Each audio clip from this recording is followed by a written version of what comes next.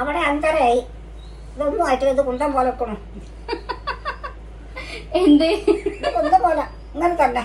ശ്വാസമില്ല, ശ്വാസം പൊട്ടി പോയി. അച്ഛമ്മയുടെ ക്ലോക്ക് നിന്ന് പോയിന്ന്, അതാ പറഞ്ഞ കുന്തം പോലെ ആയി പോയിന്ന്. അതൊന്ന് ശരിയാക്കണം. അങ്ങനെ തന്നെയാണ്. അച്ഛമ്മ ഇത് കണ്ടോ? അന്ന് മുത്തശ്ശി പറഞ്ഞത് എല്ലാവർക്കും ഓർമ്മയില്ലേ?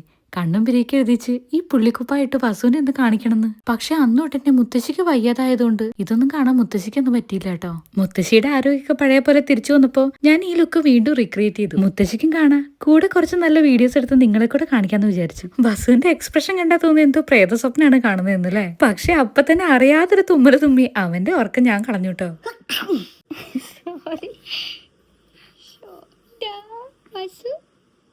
സോറി.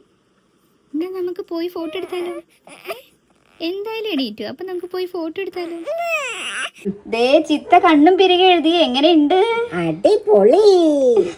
അച്ഛമ്മ കുട്ടീന്റെ കണ്ണും പിരിയത് അടിപൊളി.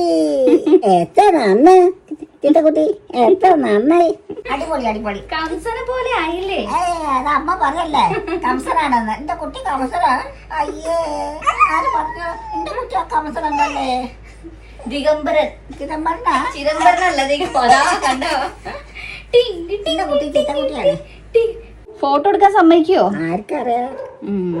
സമ്മതിക്കോ ചിത്തേ? സമ്മതിക്കൂല, സമ്മതിക്കൂല. അച്ഛമ്മ കുട്ടി സമ്മതിക്കൂല. ഒരു ഫോട്ടോ എടുക്കാൻ ചിത്ത സമ്മതിക്കോ? അച്ഛമ്മനെ സമ്മതിക്കില്ല, സമ്മതിക്കില്ല. പുള്ളിക്കുപ്പായ എങ്ങനെയുണ്ട്? പുള്ളിക്കുപ്പായ രസമുണ്ട്, നല്ല പുള്ളിക്കുപ്പായം. പുള്ളിക്കുപ്പായ അതെന്നാ എന്നോട് പറയില്ലേ കറുത്ത പുള്ളിയുള്ള കുപ്പായ ഇടിക്കണം കുട്ടീനേന്ന്. ഇതിലും കറുപ്പുള്ളതുണ്ടല്ലോ, തുണിയും കൂടി കറുപ്പുള്ളേ. അത് നല്ലതാ, വെള്ള പുള്ളിയായിട്ട്. അച്ഛമ്മ ചിത്ത ഒരു കാലിനൊരു ഉമ്മ തരട്ടെ. എത്ര സ്വർണ്ണുണ്ട് എന്റെ കുട്ടിക്ക്. അപ്പൊ കണ്ണു പിരി കഴിഞ്ഞപ്പോ സ്വർണ്ണമായോ? കണ്ണും പുരി എഴുതി. ഇനിയിപ്പോ ആ സ്വർണ്ണൊക്കെ ഒന്ന് ഇടിച്ചെന്ന് ഈ തള്ള കണ്ടിട്ടുണ്ടെങ്കിൽ എത്ര നിന്ന്. പണ്ടൊരു പൊടി സ്വർണ്ണം ഇട്ട് കാണാൻ പൊതി. ഇന്നിപ്പോ ഉണ്ടായി നോക്കുമ്പോ അച്ഛനമ്മയിൽ കുത്തി ചവയ്ക്കണം വേണ്ടത്.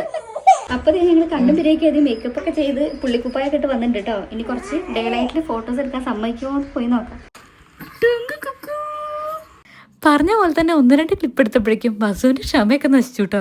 എന്തായാലും കിട്ടിയ ക്ലിപ്സ് എല്ലാം കൂടെ ഒന്നിച്ചു വെച്ച് ഒരു റീലായിട്ട് ഇതിന് തൊട്ട് പിന്നാലെ തന്നെ ഞാൻ പോസ്റ്റ് ചെയ്യുന്നുണ്ട്. പിന്നെ ഞാൻ ഇതുവരെ നിങ്ങളോട് പറയാതെ പോയ അല്ലെങ്കിൽ നിങ്ങൾ ശ്രദ്ധിക്കാതെ പോയ ഒരു കാര്യം കൂടെ ഉണ്ട് കേട്ടോ.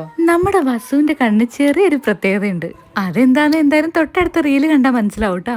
എന്തായാലും നിങ്ങൾ ആ വീഡിയോ കൂടെ കണ്ടിട്ട് എങ്ങനെ ഉണ്ട് എന്ന് അറിയിക്കണേ.